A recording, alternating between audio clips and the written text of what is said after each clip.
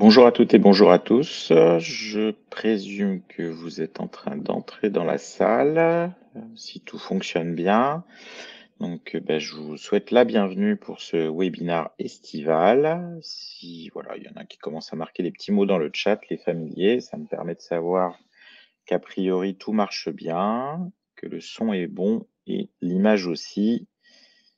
Donc, je suppose qu'il y en a qui assistent à ce webinaire depuis leur lieu de vacances. Donc, j'espère que vous avez beau temps là où vous êtes.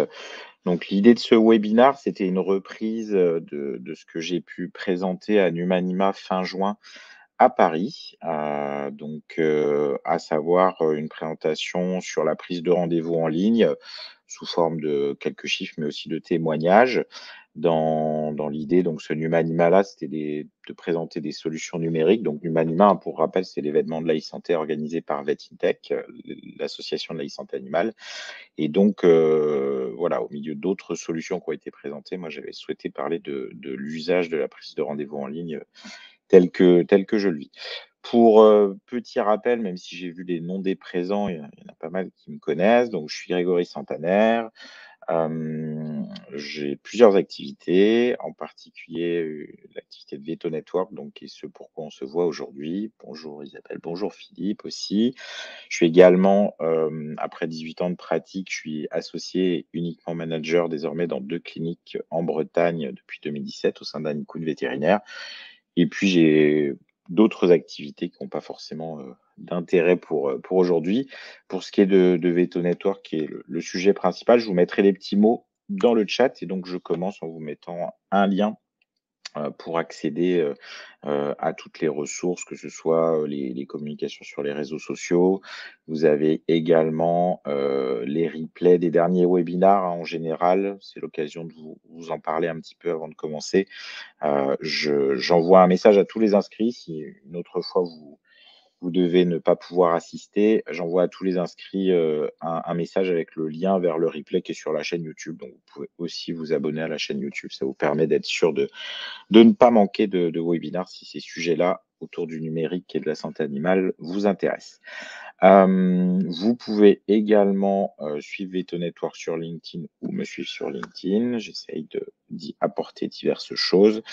Et puis à côté de ça, j'ai des engagements associatifs, donc au sein de VetIntech, dont je suis secrétaire, au sein d'Ergon également. Et puis quand je ne bosse pas, je m'intéresse au rugby, au théâtre, aux comédies musicales et au street art. Et donc le, le rugby où je serai d'ailleurs ce soir au Stade de France pour les Jeux Olympiques. Donc, dernière chose, comme je vous le disais, voilà, vous pouvez accéder au replay. Le dernier webinar, j'essaye d'en faire une douzaine par an, c'était sur la réinvention de l'image. C'était des usages numériques, puisque pour ceux qui ne sont pas venus peut-être depuis 2-3 webinaires, vous avez vu qu'il y a eu un peu de changement d'image. Donc, j'ai fait un travail avec une personne qui s'appelle Charlotte Hannon et qui explique tout ça dans ce webinaire. Donc, si vous aimez bien la com et le numérique, vous pouvez aller voir ça. Vous pouvez aussi suivre Charlotte sur LinkedIn. Elle a fait des posts assez marrants ces derniers temps avec son chat qui a hacké son compte LinkedIn. Donc, vous pouvez vous marrer en regardant ça. On va passer au sujet principal, donc avec plusieurs grandes parties. D'abord, vous faire peut-être un petit peu de biblio sur les attentes des internautes en matière de rendez-vous en ligne, savoir aussi peut-être un peu vos usages. Vous êtes un peu plus d'une vingtaine là en live, vous étiez 50 inscrits. Bon, on sent que c'est l'été, donc on a tous d'autres choses à faire, soit être en vacances, soit aider la clinique où on est et parce qu'il y en a qui sont en vacances. On parlera ensuite, voilà, de mon point de vue, les spécificités de la prise de rendez-vous en ligne vétérinaire, un témoignage de comment on a mis ça en place chez Anikoun Vétérinaire et quels résultats. Je vous partagerai un peu ça. Quelques recommandations, là encore, totalement subjectives, hein, c'est toujours qu'un point de vue pour un usage performant de ces outils-là. Et puis, des perspectives. Je sais qu'il y a peut-être qui sont là en live plusieurs acteurs, en tout cas, ils étaient dans les inscrits de la prise de rendez-vous en ligne. Donc, n'hésitez pas, dans la limite de la publicité décente, de mettre des commentaires dans le chat qui est ouvert à tous et toutes. Donc, voilà un petit peu comment ça va se passer. Je vais essayer de faire en sorte, je pense que normalement ça devrait aller parce que le sujet est peut-être un peu moins vaste que d'autres fois, de vous libérer tous, et toutes à 13h30 max, questions incluses. Donc en général, j'essaye de finir vers, 13h15 pour nous laisser de la place aux questions. Pour les questions, vous pouvez les déposer dans le chat et puis on traitera ça, d'un bloc, plutôt à la fin. Donc, commençons par, les attentes des internautes, en matière de prise de rendez-vous en ligne au sens global du terme et pour le coup, je voulais d'abord commencer par vous poser des questions à vous. On va voir si tout fonctionne. Voilà, je lance un petit sondage pour savoir si vous-même, vous avez déjà pris un rendez-vous en ligne. Oui, pour un rendez-vous médical. Oui, pour un rendez-vous non médical. Alors, j'ai mis réservation restaurant comme rendez-vous, hein, ou non, je ne prends jamais de rendez-vous en ligne. Donc c'est un petit peu pour sentir l'ambiance et après je vous donnerai des chiffres. Donc on voit que ça voilà, ça rendez-vous médical et rendez-vous non médical sont partagés, mais personne n'a jamais pris de rendez-vous en ligne. On voit, voilà, ce dont on se doute, c'est-à-dire qu'on est sur, des usages courants, de ce genre de choses. C'est vrai que ce que j'avais fait à Numanima, c'était un petit peu marrant. J'avais fait lever toute la salle et je leur avais dit: «Si vous avez déjà pris un rendez-vous, chez le coiffeur, asseyez-vous. Si vous avez déjà pris un rendez-vous chez un médecin, asseyez-vous» et à la fin, fatalement, toute la salle un peu plus d'une centaine de personnes était assise parce que, nous-mêmes, on est des usagers courants, de la prise de rendez-vous. Vous allez voir un petit peu comment ça s'est dessiné dans le temps ces dernières années, cette grosse tendance sur, la médecine humaine, qui est toujours un jumeau, intéressant ou un cousin intéressant à aller explorer parce que souvent ils ont de l'avance un petit peu sur nous. On voit que, il y a eu une enquête hyper intéressante du ministère de la santé que vous pouvez aller consulter. Si quelqu'un est vraiment intéressé, envoyez-moi un mail, pour m'envoyer des mails, je vous mets, hein, au cas où, contact @vetonetwork.com. Voilà, je vous mets dans le chat. Donc une enquête du ministère de la santé sur les usages numériques en santé humaine et donc qui montrait que 78 des Français, donc en âge de prendre des rendez-vous, hein, bien sûr, avaient déjà pris rendez-vous en ligne avec leur médecin et on voit que c'est quelque chose, en fait, qui s'est déployé petit à petit. J'ai été reprendre des chiffres de vieilles, presse que j'avais déjà fait sur le sujet en 2017. On était à peine un tiers, des Français qui prenaient rendez-vous en ligne à cette époque-là, majoritairement, très majoritairement sur Doctolib et puis, vous n'êtes pas sans ignorer qu'il y a eu quelques petits épisodes, ayant trait à la santé humaine en 2020, qui eux ont fatalement accéléré les choses, hein, avec des plateformes, privées qui sont en fait devenues le mode principal. Et là maintenant on est à voilà, 8 Français sur 10 qui ont déjà pris rendez-vous en ligne avec un médecin. On peut toujours s'interroger, je sais que c'est un des points de blocage chez les praticiens avec qui je discute, les consoeurs confrères, de se dire, «Oui, mais je vais avoir des lapins», des choses comme ça. C'est pas ce qui se constate chez les médecins. Sur les millions de 80 millions, je crois, 87 millions, voilà, chez Doctolib de rendez-vous en ligne par an, on a à peine 4,1 de vrais lapins. Moi, j'appelle ça les pas venus, pas prévenus, c'est-à-dire, pas de nouvelles et évanouis. 4,1, on pourrait se dire c'est beaucoup, mais chez les médecins, avant la prise de rendez-vous en ligne numérique, donc on était plutôt sur du 10 de pas venus, pas prévenus. Donc quelque part, ça a bien diminué ce phénomène-là contre-intuitivement à ce qu'on pourrait imaginer. Qu'est-ce qui fait ce point-là, pour l'avoir étudié par le passé, quand on interrogeait les gens, «Pourquoi là, cette fois-ci, vous avez prévenu?»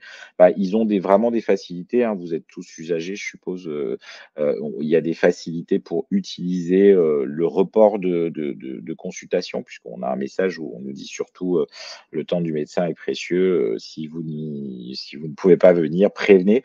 Et donc, on a pas mal de reports. Les gens gèrent les reports, mais beaucoup moins de vrais lapins purs et durs. Donc, je vous ai dit un chiffre massif, hein, 87 millions de rendez-vous sur Doctolib. Il y a d'autres acteurs un peu plus petits, mais on a vraiment un acteur majeur français qui s'est déployé, avec bien sûr un coup d'accélérateur au moment du Covid où c'était devenu pratiquement la plateforme. On a tous, pris des rendez-vous, en ligne pour des séances vaccinales ou en tout cas on est nombreux à l'avoir fait. Donc voilà un petit peu le paysage en médecine humaine. Si j'en viens à notre, système de santé, animale, à nous, et quelques spécificités de la prise de rendez-vous en ligne vétérinaire, ce qui m'apparaît à moi, d'abord, c'est, notre problématique de lien au PMS. Alors PMS, c'est le logiciel métier, hein, on va dire, pour simplifier. Alors, quelque part, c'était une des choses qui avait pas trop posé moins de problèmes à Doctolib pour 2 raisons.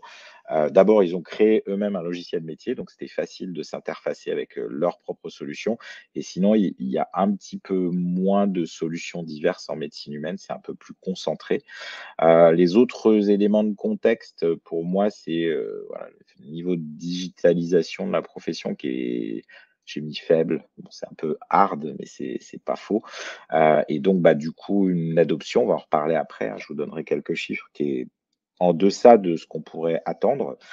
Pourquoi? Probablement des mécanismes de résistance au changement, hein. On n'est pas les plus souples et compliants dans le monde vétérinaire pour se dire: «OK, je vais changer, on va mettre en place un nouveau système», et avec, à la base de ça, pour moi, une peur de perdre le contrôle qui est valable chez les vétérinaires, mais aussi chez les ASV, hein. Je j'ai pas regardé si on avait des ASV présentes, ou présents aujourd'hui, mais voilà, le plus souvent, quand on annonce de la prise de rendez-vous en ligne, je vous en reparlerai un petit peu après, c'est: «Ah mais comment on va faire? Les gens vont mettre des rendez-vous n'importe où, n'importe comment». Oui, et ça va pas forcément mal se passer. Donc voilà un petit peu les éléments de contexte principaux que moi je vois sur ce sujet-là. Quelques acteurs du marché, je me suis inspiré d'une enquête qui s'appelle Imago, qui a lieu tous les 1 an et demi à peu près, sur un panel représentatif de la population vétérinaire française. Donc pour vous les mettre dans l'ordre, qui sont dans l'ordre d'importance de citation. Donc on a Pile-Poil, qui est, une application de prise de rendez-vous en ligne et un site de prise de rendez-vous en ligne qui appartient à Centravet en fait, hein, qui est l'acteur principal et qui est synchronisé avec GMVet, le logiciel de Centravet, donc une forme de logique. On a un second acteur, qui est Vetolib avec, je dirais, voilà, cette très bonne idée au tout départ, hein, la course, à la prise de rendez-vous en ligne, je me souviens très bien, c'était en 2015, je pense, à France Vet, où il y avait 15 stands d'acteurs divers et variés de prise de rendez-vous en ligne, et on voit que là, il y a eu un travail de concentration, de consolidation, avec certains qui n'ont pas continué la course, d'autres qui se sont regroupés. Donc Vetolib, qui avait eu la bonne idée de prendre le même nom que Doctolib, donc ça, c'est la bonne idée, donc un nom logique qui désormais appartient à Digivet. Donc, Digivet qui possède, 2, enfin 3 logiciels, on va dire 2 principaux, Vetocom et Bourgelat. On a ensuite un acteur qui s'appelle Captain Vet, qui appartient désormais à une société d'assurance après avoir été cofondé, on va dire plutôt, ils étaient 3 au départ, par, un vétérinaire. Je ne sais pas si, un des Julien, les gens qui se prénomment Julien ont tendance à faire des entreprises qui font de la prise de rendez-vous en ligne, il y a aussi les 2 Julien de Vetstoria, je vais en parler après. Il y a Mon Rendez-vous Veto, là aussi un nom assez logique, hein, qui est détenu par une société qui s'appelle Web4Vet. Et puis on a Vetstoria qui, en France, ce n'est pas le plus implanté, mais qui au niveau mondial est le leader avec, plusieurs millions de rendez-vous déjà pris. Alors, on n'est pas à l'échelle des 90 millions de rendez-vous annuels pris par Doctolib, mais à l'échelle du monde vétérinaire, c'est déjà plutôt pas mal. Fondé par 2 vétérinaires, donc voilà, Julien Renard et Julien Poublon, qui ont fait ça au début en s'inspirant de ce qu'ils voyaient en Angleterre et qui ont réussi à en faire quelque chose d'intéressant. Voilà un petit peu des acteurs, il y en a quelques autres, hein, qui existent, que ce soit de la prise de rendez-vous en ligne, par exemple, je pense, voilà, avec Planning Veto, j'ai vu que Ludivine était en train d'écrire.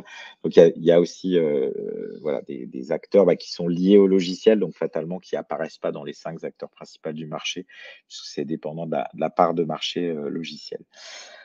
3 chiffres que je voulais partager avec vous, chez les vétérinaires, c'est, le fait que seulement 30, donc ces chiffres-là, encore je répète, hein, issus de l'enquête Imago, donc c'est du solide, c'est la même chose que les sondages, IFOP, Sofres, ce genre de choses.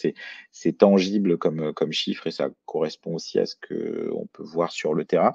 Donc 30 seulement, des établissements vétérinaires qui, font de la prise de rendez-vous en ligne, plutôt du canin urbain dans des villes de plus de 20 000 habitants. Et on est à 30 sur la population globale des établissements vétérinaires et on est à 57 sur la population globale des groupes de cliniques. Donc ça doit, alerter, si on est indépendant, c'est se dire qu'en général ces gens-là sont pas si fous.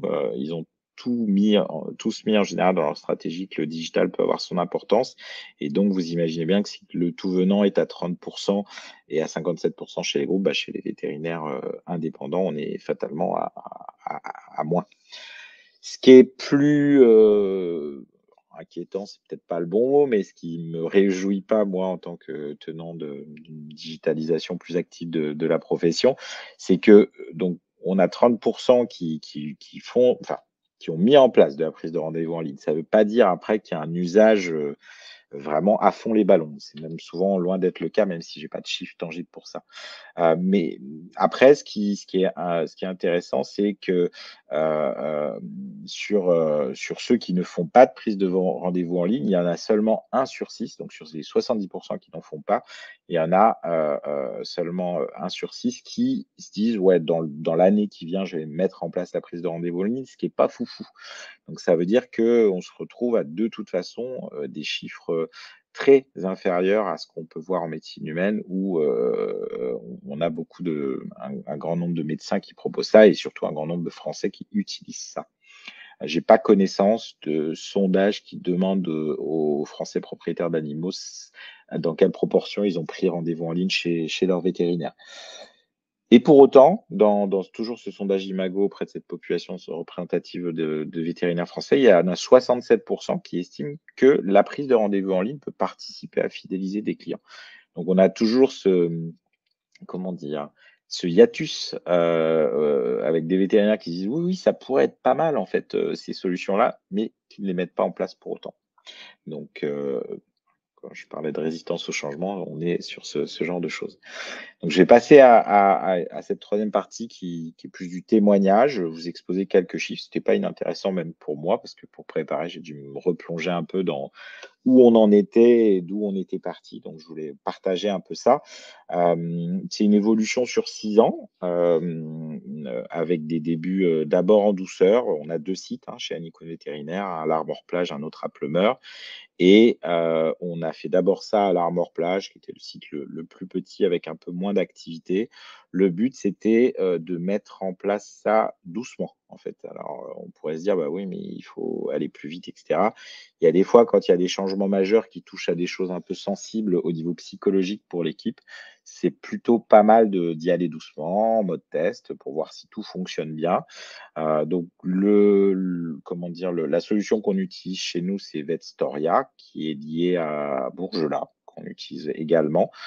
Pourquoi l'usage de cette solution-là? À l'époque, en tout cas, il y a 6 ans, c'était, l'un des seuls outils qui se synchronisait avec Bourgelat. Alors on est un peu dépendant de ça, hein, quand on veut mettre en place une solution de prise de rendez-vous en ligne, j'en parlerai un peu après.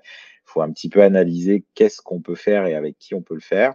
Voilà, à l'époque, moi, je connaissais bien aussi les 2 Julien. C'était déjà, bien en marche pour être, un des bons outils et ça fonctionne donc pourquoi pas? Mais je pense pas, il y a parfois des gens qui me disent: «C'est quoi le meilleur système?» Je pense pas qu'il y ait un meilleur système. Il y a les systèmes qui sont toujours là, alors que ça fait quasiment 10 ans, c'est qu'ils sont probablement pertinents. Et après, ça dépend du logiciel que vous avez, des demandes, d'usage que vous pouvez avoir. Donc ensuite, on a accéléré, nous, depuis 2023 sur la prise de rendez-vous en ligne. On a mis ça en place sur les 2 sites. On en a fait la promotion active, en particulier avec le système de prise de rendez-vous, pour les consultations vaccinales qui est entièrement envoyé désormais par SMS avec, les gens peuvent nous appeler, mais un lien pour prendre un rendez-vous en ligne et ça a bien fait monter les choses, dernièrement. Et donc, comment ça marche? Bah, je vais vous montrer un petit peu. Vous avez déjà un petit screen ici qui montre sur un smartphone, comment fonctionne, cette prise de rendez-vous en ligne. Bah, c'est assez simple et je dirais qu'on retrouve ces temps, dans quasiment toutes les solutions, hein. Donc pourquoi? C'est-à-dire en gros, vous venez pourquoi? Est-ce que c'est pour une consultation, vaccinale? Est-ce que c'est pour une consultation standard? Est-ce que c'est pour un chat, un chien? Là, on voit dans le screen que également il y a la possibilité de dire si on est nouveau client ou pas. Quand? Qui est une autre question intéressante. Donc ici, on voit alors vous pouvez aller, sur, anycoon.fr. Ne fixez pas le rendez-vous en ligne, hein, s'il vous plaît, n'allez pas au bout de la démarche, sinon je vais me faire râler dessus par mon équipe. Et puis, voilà, le choix du camp apparaît. On peut faire quelques paramétrages pour, faire apparaître les vétérinaires dans un ordre donné ou même, ne pas faire apparaître certains vétérinaires. En particulier, je pense chez nous, les vétérinaires les plus anciennes sont les plus demandées, ce qui est assez logique. Donc si on veut essayer de remplir les creux des autres, on peut aussi agir là-dessus. Une des petites astuces qu'il y a aussi sur Vetstoria, peut-être sur d'autres, c'est que si par hasard vous avez un planning qui est peu rempli, ça ne montre pas tous les créneaux, ça en montre seulement certains, ce qui donne pas cette impression de vide avec parfois le corollaire qui peut être: «Ah bon, s'il y a personne qui a pris rendez-vous chez le vétérinaire, est-ce qu'il est peut-être pas bon?» Donc voilà, il y a des petites finesses comme ça qui peuvent être faites au niveau du design du parcours client. Et puis, bah, on finit assez classiquement par, donner ses coordonnées, hein, en tant que propriétaire, pour pouvoir recevoir en particulier, les rappels. Donc voilà un petit peu le parcours. À l'issue de ce parcours, on peut avoir, le comment dire? Enfin le la personne qui a pris rendez-vous reçoit un mail de confirmation et puis recevra également un rappel de mail, là aussi qu'on peut paramétrer. Je crois que chez nous, on le met 24 heures avant ou ce genre de choses. Côté logiciel métier, qu'est-ce que ça donne? Bah, on va voir apparaître dans le planning, une le créneau. Donc bien sûr, on peut paramétrer aussi, hein, pour ceux qui ne sont pas familiers de ça, la durée du créneau, en fonction de vos habitudes de fonctionnement. Nous, par exemple, chez nous, la consultation pédiatrique et la consultation gériatrique vaccinale, elle dure 30 minutes, alors que la consultation adulte en bonne santé, vaccinale, elle dure 15. Donc, on a bien sûr paramétré ça et ça s'implémente directement. Donc il y a un petit V qui apparaît aussi et je sais que dans d'autres solutions, c'est aussi marqué, que c'est fait par de la prise de rendez-vous en ligne. Ça permet d'avoir peut-être un petit œil attentif parce que c'est pas un système parfait, on va en reparler après, un petit contrôle visuel pour être sûr de ne pas avoir de rendez-vous inappropriés, soit sur l'endroit où il se trouve, soit sur, comment dire? La nature même du rendez-vous, ou le fait que peut-être ce soit quelque chose d'urgent, même si là aussi dans le parcours client, c'est marqué, hein. Si vous estimez que votre animal ne va pas bien, appelez-nous. La prise de rendez-vous en ligne, c'est plutôt pour des choses cool. Nous, on a aussi paramétré, par exemple, que les gens ne peuvent pas prendre rendez-vous en ligne au dernier moment. Donc ça, on se laisse 36 heures avant, on bloque le créneau, ce qui fait que si c'est pour de la prise de rendez-vous vaccinal, ils mettent ça un peu plus tard et si c'est pour quelque chose qui demande une urgence, au final, ils vont appeler et c'est pas plus mal comme ça. Des points clés pour moi si vous faites un choix, c'est la synchronisation bidirectionnelle, bon, qui existe chez tous, mais ça peut être intéressant d'aller interroger le fournisseur de solutions sur la fréquence de synchronisation parce que pour pas avoir le phénomène, «Bonjour madame Michu» au téléphone et de mettre un créneau à un endroit, puis dans le même temps, il y a quelqu'un qui prend rendez-vous en ligne et ça se retrouve au même endroit. Ce qui est pas une catastrophe, ça arrivera peut-être, mais c'est plus pratique s'il y a pas ça. Donc synchronisation bidirectionnelle, donc à savoir quelqu'un prend rendez-vous en ligne, ça met dans votre logiciel et si vous mettez un rendez-vous quelque part dans votre logiciel, ça bloque la possibilité de le faire, en ligne. Donc une synchronisation très très régulière, toutes les minutes ou toutes les 30 secondes, ça peut être pas mal.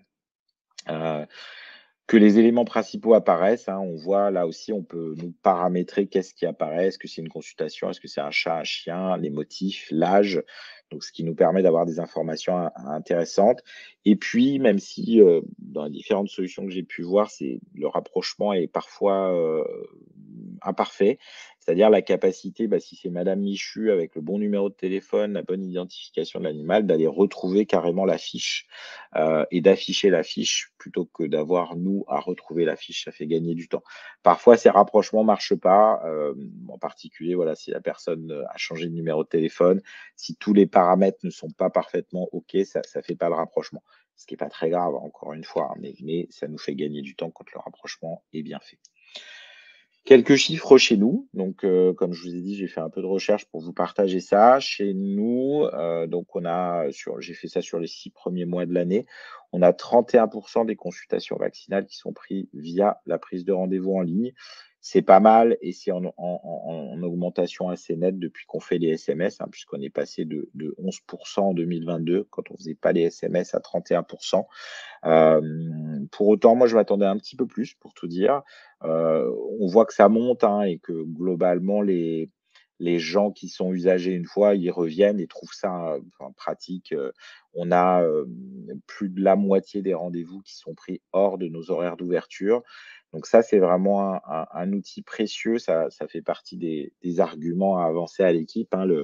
J'avais un petit défi avant, je l'ai moins maintenant, c'était quand j'arrivais le lundi matin, en particulier sur la clinique qui a le plus d'activité, il y avait souvent une ASV qui était à l'accueil et puis qui répondait au téléphone, répondait au téléphone, répondait au téléphone, répondait au téléphone. Et en gros, la petite blague entre nous 2, c'était à partir de quelle heure le matin on pouvait juste se dire bonjour, en fait. Donc je crois qu'il y a un record à 10h45 un matin parce que ça n'a pas arrêté. Donc si on peut se limiter certains appels, parce que concrètement, l'intérêt de fixer un rendez-vous de consultation vaccinale pour dans 15 jours à 9h15 le lundi, alors qu'il y a beaucoup d'appels entrants, c'est relativement limité. Donc, s'il y en a 31 qui peuvent se faire à d'autres moments la nuit et sans qu'on ait à intervenir, ça, c'est plutôt cool. Sur les consultations, on a, on va dire une consultation sur 6, hein, qui se fait via la prise de rendez-vous en ligne. C'est pas mal, ça progresse plutôt bien. Là aussi, on voit, des habitudes se faire, hein, avec des gens qui le font une fois, parce qu'ils ont essayé, parce que peut-être ils avaient un besoin au moment où c'était fermé et puis qui finalement y reviennent. Heu, Au total, en termes de volume global, on était à 600, voilà, un peu plus de 600 rendez-vous en 2022. On a doublé quasiment, sur l'année suivante et puis là, on va tranquillement vers, les 1 500 pour 2024 et je pense que, voilà, l'année d'après 2000, ça me surprendrait pas parce qu'il y a vraiment des usages qui se font et chez nos clients et chez nous qui le mettons en avant de manière, massive sur tous les supports possibles. Ça aussi, hein, c'est l'un des on va en reparler un petit peu après, un des critères de réussite, c'est que, bah, si on n'en parle pas, forcément, ça marche pas. Si par contre, on en parle partout, régulièrement, par des canaux divers et variés, fatalement, les gens se disent: «Ah bah tiens, oui, pourquoi pas? C'est vrai que là, le téléphone, ça sonne, j'arrive pas à les avoir, bah, je vais essayer la prise de rendez-vous en ligne» et ça va bien marcher. C'est ce qui fait que nous, si vous allez sur notre site internet anikoun.fr, vous verrez qu'il y a un gros bouton qui est assez apparent, prendre rendez-vous pour que tout de suite, en fait, ça soit un réflexe, facile. Hem, Si on en vient à l'expérience qu'on a nous, je pense que les critères de réussite, c'est vraiment, la commodité. La commodité pour tout le monde, il y a bien sûr la commodité pour les clients. Il faut que ce soit facile de prendre rendez-vous en ligne, que ce soit un flux qui se fasse, voilà, en 1-2 minutes en tout cas, nous, avec la solution qu'on a, c'est le cas et globalement, je vous dis, toutes les solutions qui sont actuellement en place, ça fonctionne, hein. Mais aussi pour nous, donc c'est-à-dire que ça doit être pas trop compliqué, ça doit nous faire gagner du temps une fois qu'on en prend un peu pour mettre en place. Donc côté client, ce qui plaît en général, c'est le fameux acronyme ATAWAD, hein, Anytime, Anyway, Any Device, c'est-à-dire je veux prendre rendez-vous à 23h depuis mon smartphone alors que je finis de regarder une série, c'est possible. Je veux prendre rendez-vous à 11h30 à mon boulot sur un PC, c'est possible aussi, et cetera, et cetera. Comme je vous le disais, on a plus de 50 de nos rendez-vous qui sont pris en dehors des horaires d'ouverture. Je pense qu'il y a aussi un côté, moderne, en fait, hein, pour une clientèle, jeune. Il ne faut pas oublier qu'il y a environ la moitié de vos clients qui sont des moins de 40 ans, donc qui sont des digital natives. Ils sont nés avec, internet. La plupart, connaissent le smartphone depuis très longtemps. Donc c'est assez naturel pour eux de faire ça comme ça et puis n'oubliez pas, hein, 78 des Français ont déjà pris un rendez-vous médical en ligne pour eux. Alors bon, pourquoi pas pour un animal. Côté équipe, il faut alors pas au début, ça le fera pas, mais que ça fasse gagner du temps. Il faut que ça fluidifie le flux de travail et que ça soit aidant, en particulier quand c'est tendu. Je vous ai raconté, cette anecdote-là du matin, à partir de quand on se dit bonjour, dans la clinique. C'est ça, en fait. Alors je dis pas que et je peux pas le mesurer, puisque quoique je pourrais regarder les gens qui auraient pu appeler, mais c'est trop complexe à mesurer, je pense pas que ce serait fiable. Mais voilà, nous, ce qu'on sait, c'est qu'on a économisé environ, 85 heures, d'ASV. Alors comment on a calculé ça? Tout simplement, on estime, après avoir fait quelques calculs, que, quand on prend un rendez-vous pour consultation vaccinale, c'est en moyenne 3 minutes et pour une consultation, c'est en moyenne 4 minutes. Donc en retraçant tout ça, vu nos nombres de rendez-vous, on est sur une petite centaine d'heures, voilà, d'ASV économisées par an. C'est toujours ça de prix, hein. Alors c'est morcelé en plus, hein, et je pense qu'il y a aussi, un autre aspect, sur le côté équipe et sérénité de l'équipe, c'est que on sait très bien, voilà, quand il y a ce genre d'appel entrant pour, fixer un rendez-vous, on a souvent l'ASV, qui est dans ou le véto, si le véto travaille seul. C'est aussi un bon outil à mon avis pour des vétos qui travaillent seuls, pour déblayer un peu. On a souvent on a une personne devant soi qui vient d'entrer, qui demande de l'attention, on a une autre personne au téléphone, donc si on peut diminuer cette pression téléphonique, c'est pas si mal. Hem Dans le côté financier, il y a aussi un élément intéressant que j'ai expérimenté l'été dernier. Là, cet été, pour l'instant, ça va, j'ai pas eu trop à m'en servir. C'est la possibilité de gérer finement les plannings. C'est-à-dire que dans les paramétrages des plannings, je vous ai dit qu'on pouvait fixer la possibilité de prendre rendez-vous jusqu'au dernier moment ou pas.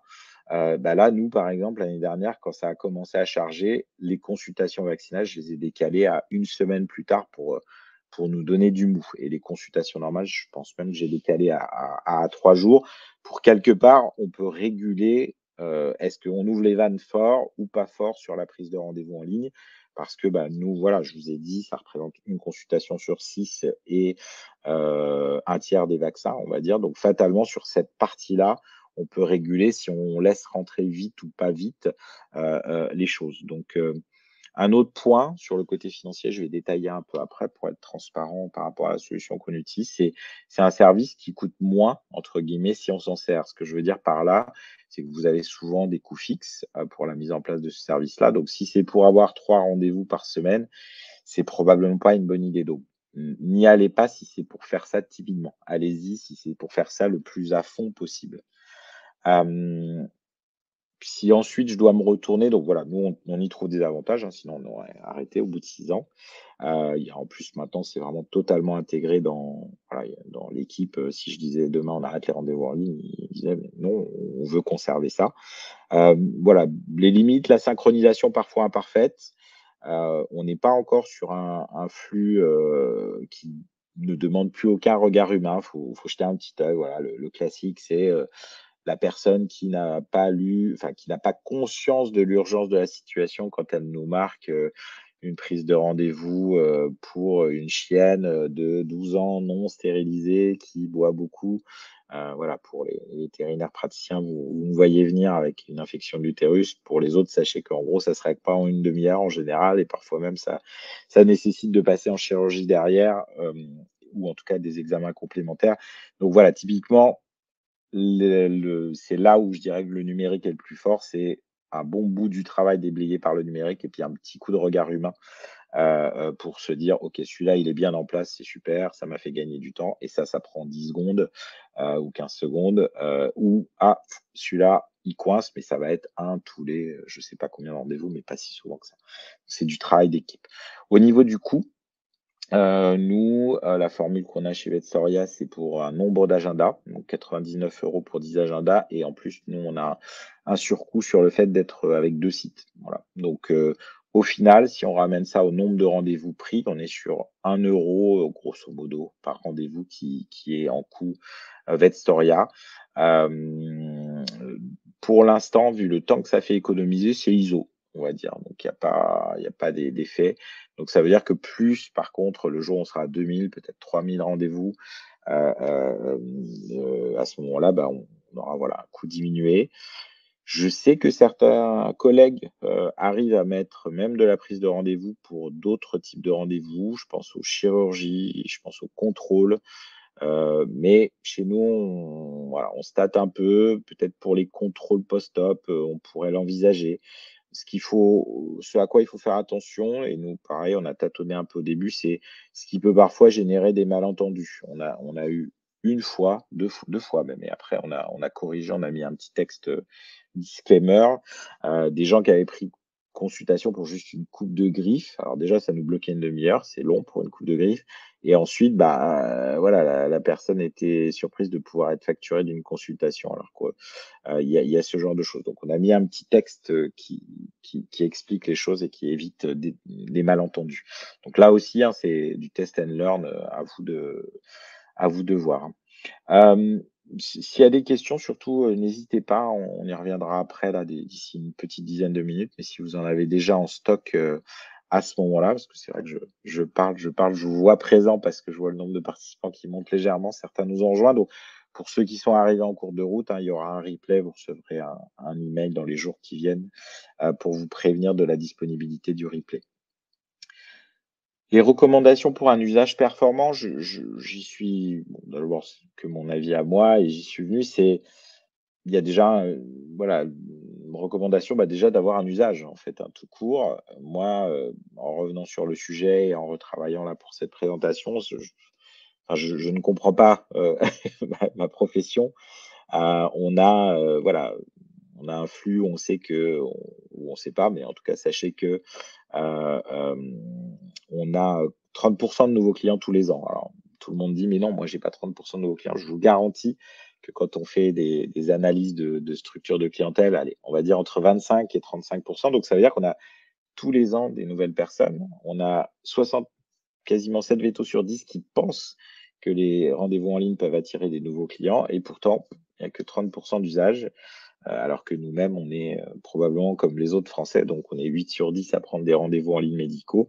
Donc c'est vraiment toujours une surprise, ce faible taux de mise en place et en plus, je pense qu'on serait doublement déçus si on arrivait à faire une étude qui analysait la force de l'usage, hein. Moi, je vous ai mis, nous, on se on s'y est mis, et encore, on n'est qu'à 30 de consultations vaccinales et une consultation sur 6, donc c'est pas fou. Alors que on a mis un peu d'énergie dedans, donc je sais, voilà, pour discuter, régulièrement avec des collègues, vétérinaires, bon, oui, on est à la prise de rendez-vous en ligne, tu en fais beaucoup et en fait, pas tant que ça par rapport à l'échelle de l'activité. Donc on a une évidence, mais qui n'est pas évidente pour tout le monde. On a vraiment, des freins psychologiques, voilà, la peur du changement, mais aussi des freins, logistiques. On est quand même dans un moment, où on a tous beaucoup de travail, trop et donc c'est vrai que toute solution, qui aurait vocation à nous rendre plus efficients, mais qui va demander un petit peu d'investissement, de mise en place, bah, il va se passer, ce qu'il y a sur ce petit dessin, hein, c'est-à-dire, OK, c'est pas la peine, là on bosse trop, donc on va se mettre à fond dans ce qu'on fait. Donc c'est vrai que c'est pas simple, je le reconnais. Nous, chez nous, on a le confort, bah, d'avoir une organisation avec en particulier moi qui suis en charge de ce genre de gestion de projet qui fait que c'est plus facile de mettre en place dans un endroit où les vétos sont tous praticiens 100 du temps, voire 120 du temps parce que ça manque de collègues. C'est pas facile de faire ça et pour autant, sur le moyen long terme, ça a des apports qui fait que, bah, on aura un peu moins de travail et un peu plus de souplesse. Il y a vraiment cette difficulté, de révolutionner son workflow, son comment fonctionne le travail. Donc ça veut dire que dans les critères de réussite, je pense que la préparation est fondamentale, c'est-à-dire, bien préparer l'équipe, impliquer votre équipe, les ASV en particulier, bien leur montrer comment ça marche, comment ça va marcher, faire des petites phases de test, corriger, modifier. On est vraiment dans la gestion de projet, c'est de bien montrer les avantages. Pourquoi pas communiquer avec, des gens qui ont déjà fait et chez qui ça se passe bien. En tout cas, voilà, avant d'aller vers le technique, la mise en place ou de faire du descendant, c'est on discute, on dit: «Voilà, on va faire, phase de test pendant 3 mois». On va limiter aussi, hein, c'est-à-dire au début, on faisait que, les consultations vaccinales pour vraiment voir un peu comment se passent les premières fois, et puis avoir du feedback régulier. Ensuite, il y a les aspects techniques, je dirais, comme je vous l'ai dit, je suis assez confiant sur les solutions qui existent sur le marché actuellement. Testez-les, demandez des démos, hein, ils sont tous aptes à vous faire des démos. N'hésitez pas à aller dans le détail en disant: «Et il se passe quoi quand je fais ci ou quand je fais ça?» Vérifiez cette histoire de synchronisation bilatérale, hein, dont je vous ai parlé ou bidirectionnelle plutôt, et de sa fréquence, c'est assez important. Hem Et puis, gérer les liens entrants, c'est-à-dire, bah, si vous voulez que ça marche, il faut que ça soit connu et si vous voulez que ça soit connu, il va falloir mettre, la possibilité de prendre rendez-vous en ligne depuis votre page Facebook, depuis votre Insta, depuis votre Google My Business, depuis votre site internet, bien évidemment. Alors là, on retombe sur, la faible digitalisation de la profession avec, 4 établissements vétérinaires sur 10 qui n'ont pas de site internet, donc difficile de mettre un bouton quand on n'a pas de site internet. Et puis, derrière, je pense que ce qui est intéressant, c'est vraiment le suivi statistique, surtout au début. Alors vous là, moi, pour vous dire la vérité, je jette un œil de temps en temps, mais j'avais pas fait de choses approfondies et c'est pour ça que c'est cool de d'avoir fait cette presse, ça m'a un peu obligé. Donc voilà, dans le cas du suivi de projet, pouvoir vérifier si ça décolle, si ça décolle pas, qu'est-ce qui fait que ça décolle pas? En tout cas, si ça décolle pas assez, bah, peut-être que, on communique pas assez dessus, peut-être qu'il y a des choses qui font que ça ne marche pas. Donc essayer de creuser, en tout cas, alors là, voilà, tous ces éléments-là, hein, que ce soit la préparation, les tests ou le suivi derrière, le reporting, bah, c'est ça qui typiquement demande un peu de temps de mise en place, mais qui, une fois par contre que c'est fait gagner, du temps et donc ça vaut le coup de l'investir un petit peu. Conclusion, on arrive sur la fin, hein, donc j'ai vu une première question de Ludivine. N'hésitez pas, les autres présents, si vous voulez en mettre, on va y répondre. Conclusion et perspective, c'est voilà, souligner l'opportunité que représente ce genre de solution, avec ce que j'appelle les 3 T, visibilité, commodité, fluidité. C'est-à-dire que voilà, ça vous allez avoir de la visibilité aussi parce que, dans certains systèmes de prise de rendez-vous en ligne, vous avez des annuaires en ligne, donc il y a aussi cette visibilité-là que vous avez. Pour la commodité, j'en ai déjà parlé, donc je ne reviens pas. Puis le côté fluide, hein, c'est-à-dire que voilà, une fois que ça marche bien, c'est vraiment pas mal. Voilà, la sous-exploitation de cet outil-là reste un mystère pour moi, et puis surtout, la faible marge de progression puisqu'on a vu au début que pas tant d'établissements que ça, sont, dans la volonté de faire ça. Bon, après on voit bien que la présence de groupes de cliniques fait que là où avant c'était veto par veto, bah, tout d'un coup, le groupe dit: «On met en place la prise de rendez-vous en ligne et on l'implémente partout». Alors ça se fait un peu au forceps, ce qui est pas forcément la meilleure façon, de faire adopter une chose, mais au moins ça se fait. Sur le long terme, je pense que ça sera payant. Ça demande du lâcher prise, hein, c'est pour ça que, souvent ça se fait pas ou ça se fait mal. Donc voilà, il y a ça qui joue et puis, la clé, ça reste vraiment le logiciel. Donc là, on arrive peut-être à une forme de maturité avec la consolidation des logiciels aussi qui s'est faite, et retenir que voilà, de toute façon, si c'est pas commode, ça se fera pas. Voilà, donc mais il faut au moins essayer pour vérifier si c'est commode. Et puis, de perspectives, hein, un peu, c'est, qui sont peu, pas faites, mais peu exploitées pour l'instant, mais qui sont probablement le futur de la prise de rendez-vous en ligne, en tout cas dans le domaine vétérinaire. C'est d'abord les données. Ceux qui organisent la prise de rendez-vous en ligne, collectent plein de données. Donc, bah, des données sur les propriétaires qui prennent rendez-vous, comment ils s'y prennent, le type d'animaux qu'ils ont, peut-être, combien de temps avant ils prennent le rendez-vous. Donc tout ça, en fait, c'est des données et comme souvent, on a des tas de données qui sont peu exploitées, probablement exploitées, mais pas montrées. Donc moi, je rêverais d'être une petite souris pour être, auprès des acteurs pour dire: «Bon, OK, c'est les gens, ils prennent rendez-vous combien de temps avant? Quel est le pourcentage de gens qui décalent leur rendez-vous?» Enfin, tout un tas de données qu'on peut partiellement avoir en santé humaine et encore là aussi, ils ne montrent pas tout. Je comprends, hein, c'est des éléments concurrentiels, donc on ne veut pas tout montrer, mais voilà, je lance une idée, si les acteurs principaux se disaient: «Allez, on fait un espèce de livre blanc pour dire un petit peu, quelles sont les données sur la prise de rendez-vous en ligne», ça serait peut-être intéressant. Et puis l'apport de l'intelligence artificielle. Vous imaginez bien que par les temps qui courent, j'allais pas finir un webinaire Veto Network sans au moins citer une fois l'intelligence artificielle. Et là, pour le coup, c'est vrai. On pourrait imaginer, voilà, plutôt que de la prise de rendez-vous en ligne par le parcours que je vous ai montré, une prise de rendez-vous en ligne peut-être via un chat GPT qui ferait de la pré-collecte d'infos. Ça existe déjà en fait, hein, voilà, ce genre de choses. Ça existe aussi dans le monde vétérinaire avec des initiatives qui commencent à arriver. Donc pour gérer au mieux la demande de rendez-vous, pour analyser là, à nouveau les données et avoir une forme de dialogue et peut-être même de de triage, en fait, qui se ferait via cette IA, et également l'usage de l'IA pour peut-être faire des rapports après sur les rendez-vous. Donc on pourrait avoir comme ça une sorte d'encadrement du moment physique chez le vétérinaire par des moments numériques, en ligne. Donc voilà un petit peu, voilà, les perspectives. Je vous remercie pour votre attention. On est dans les temps, 13:15, j'ai fait un pile, donc finalement, il y avait quand même pas mal de choses à dire. Et puis, bah, je n'hésitez pas si vous avez des questions sur ça ou des témoignages d'ailleurs, hein. Ça peut être, bah, moi j'ai mis en place et je m'y retrouve parce que si ou ça, ou je m'y retrouve pas d'ailleurs, on est là aussi pour échanger pendant les minutes qui viennent sur ça. Alors je vais prendre la première question de Ludivine, donc qui travaille, avec le logiciel Veto Partner et Planning Veto, sur la gestion des urgences, un message pour éviter ce type de rendez-vous. Alors nous, en tout cas, je sais que sur Vetstoria, il y a carrément un bandeau, en fait, hein, qui dit ouvertement, si votre, rendez-vous relève d'un caractère d'urgence, appelez-nous à et puis il y a le numéro.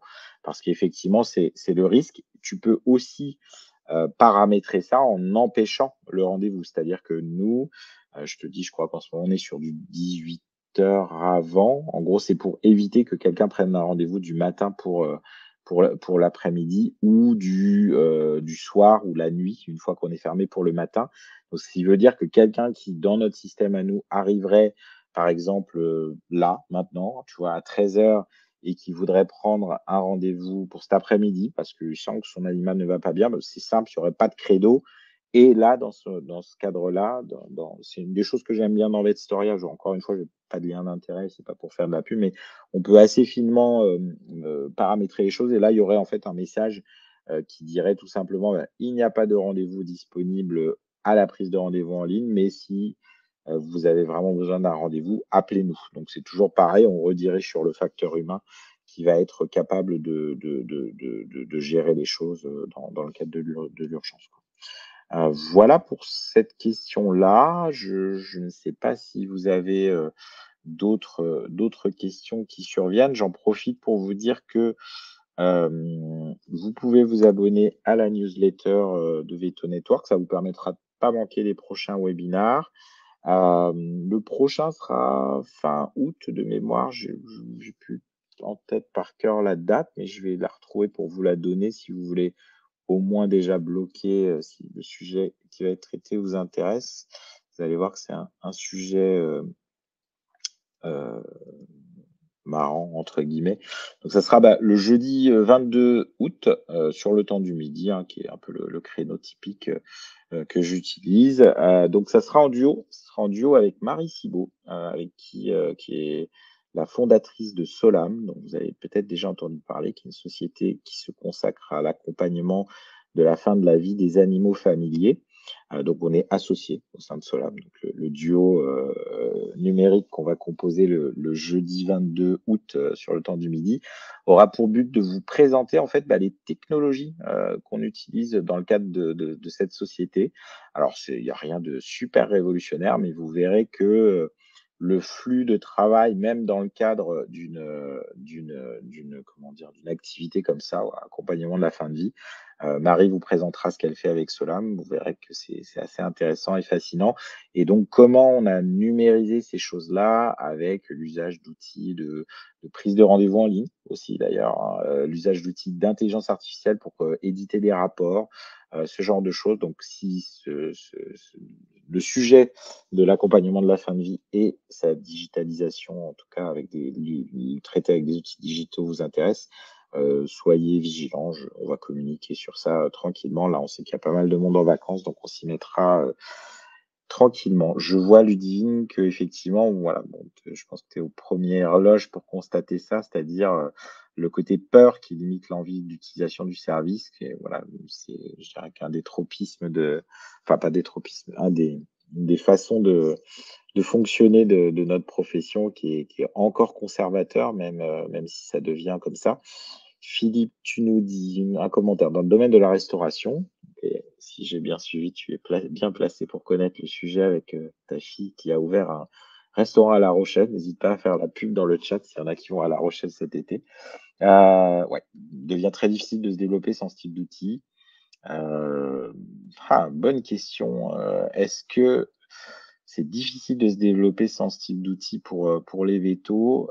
Est-ce qu'on a le même phénomène? J'ai pas connaissance d'études qui étudient ça.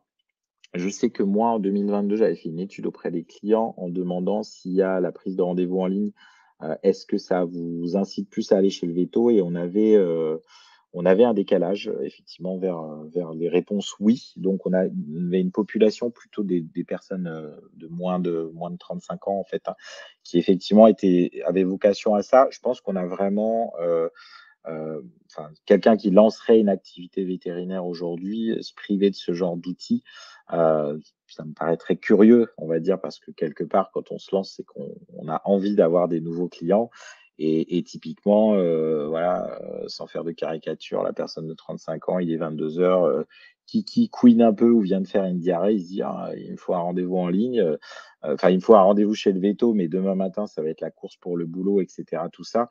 Donc fatalement, va aller chercher les vétérinaires autour et s'il y en a un qui fait de la prise de rendez-vous et surtout qui l'affiche, hein, d'où l'importance de la communication, on aura ça. Après heu, je pense que sur les alors c'est du sentiment, hein, c'est pas des études, hein. Sur des vétérinaires établis, genre un endroit, la clinique existe depuis toujours, le fait de pas prendre de prise de rendez-vous en ligne, je pense que c'est une prise de risque sur ce fameux 25-30 de renouvellement de clients. On risque peut-être d'avoir moins de nouveaux clients, par ce biais-là. Voilà. Donc alors, il y avait une époque où les vétérinaires disaient: «Ah bah, moi, de toute façon, des clients qui prennent rendez-vous en ligne, j'en veux pas parce qu'ils sont volages» et cetera, tout ça. Moi, je pense que, voilà, c'est des idées préconçues. Je vois que ça continue à discuter dans le chat, je vais commenter et comme tu dis Sylvain et salut, quand on se lance, il y a aussi ça, voilà, on est open, on n'a pas 10, 15, 20 ans de pratique. Alors ça rejoint ce que je commentais quand je parlais de moi, voilà, quand je suis arrivé chez Anikoun, c'était le regroupement de 3 établissements, sur 2 établissements physiques, donc avec pas mal de changements à faire et c'est aussi pour ça que, j'y suis allé, à petits pas avec l'équipe, pour pas leur faire des choses trop disruptives dès le début, sinon, ça aurait été plus difficile pour moi. Ouais, donc on est d'accord, avec Philippe sur les déterminants sur ça et puis Germinal qui nous dit: «Ouais, pas plus de lapins en ligne que par téléphone, voire même», tu vois? Alors pas pareil, pas connaissance d'études véto, ni même à l'étranger sur ça, mais en médecine humaine, on a, on est passé de 10 de lapins qu'il y avait avant la prise de rendez-vous en ligne à, 4 maintenant, comment dire? Chez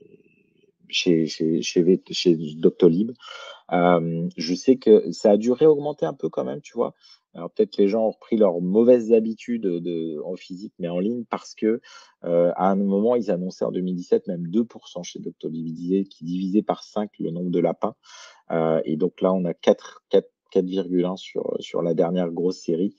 Mais je suis d'accord que voilà, c'est une idée reçue. Après, l'idée reçue, elle est juste là pour, je dirais, légitimer la volonté de ne pas changer, en fait, je pense, hein. C'est encore une fois, c'est plutôt dans la tête, comme on dit. Je vois quelques personnes, dont André, qui a fait partie de l'aventure, Captain Vet, donc il y a peut-être des éléments à nous transmettre. Je vous laisse continuer à écrire.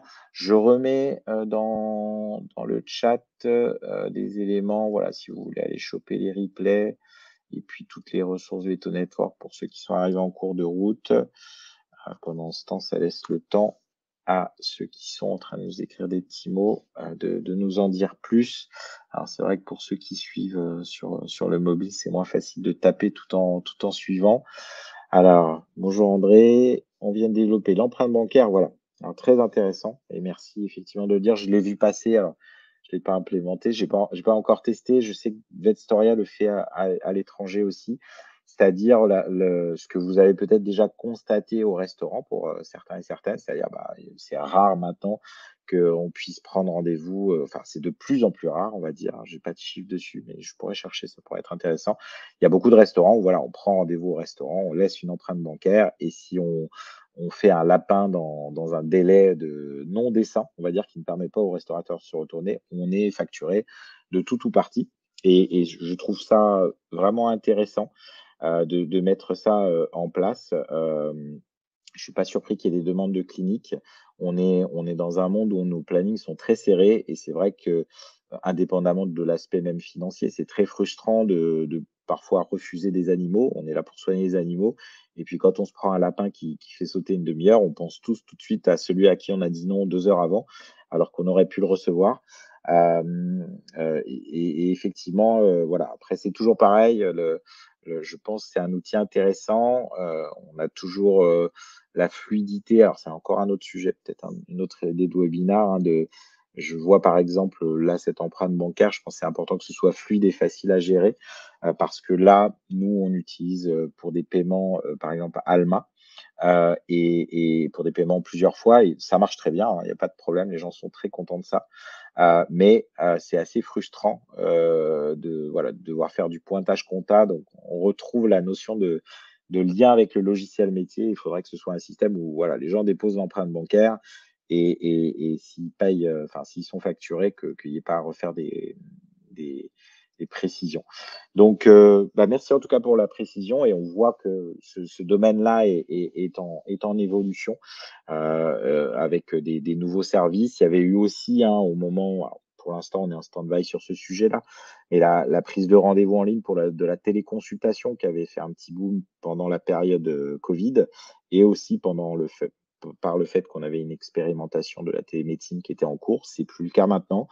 Puis je vous avouerai qu'avec les on a eu un peu d'espoir, mais avec les atermoiements, à l'Assemblée nationale actuellement, je suis pas sûr qu'on revoie passer de la télémédecine vétérinaire, tout de suite, malheureusement. Parce que je pense que là aussi, ça peut être quelque chose qui peut être intéressant à implémenter dans les cliniques vétérinaires. Je vois des derniers messages, qui sont écrits. Moi de mon côté, donc comme je vous disais, rendez-vous le jeudi 22 août, pour, parler d'accompagnement de fin de vie et d'outils numériques, avec, Marie Cibaud. Et puis, bah, je vais vous souhaiter, un bel été, j'espère avec un temps un peu moins pourri que ce qu'on a des beaux JO pour ceux qui s'intéressent à ça, avec une belle cérémonie d'ouverture, demain que j'ai hâte de voir, et puis, bah, profitez bien. Merci pour votre participation. Merci d'avoir pris un peu de votre temps estival pour venir écouter et puis, bon rugby, ouais, ce soir et puis j'y serai samedi en espérant qu'il soit, dans les phases finales. Mais bon, vu ce qu'ils ont montré hier, c'est pas gagné pour Philippe. Merci à tous et à toutes. Bah, je vais arrêter ce live, et puis à très bientôt pour un prochain webinar, Veto Network. Merci et à bientôt.